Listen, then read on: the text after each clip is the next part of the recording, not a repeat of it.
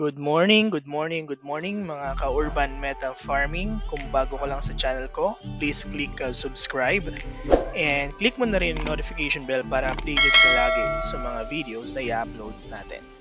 Maraming salamat and enjoy the video.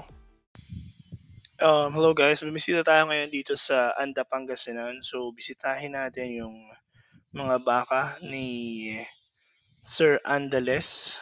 So ito po yung mga baka niya, mga Indo Brahman breed din po ito. So yan, kita niyo yung magandang baka, magandang lahi ng baka niya. Diyan po, naka-confinement method din siya since patanim ngayon ng palay.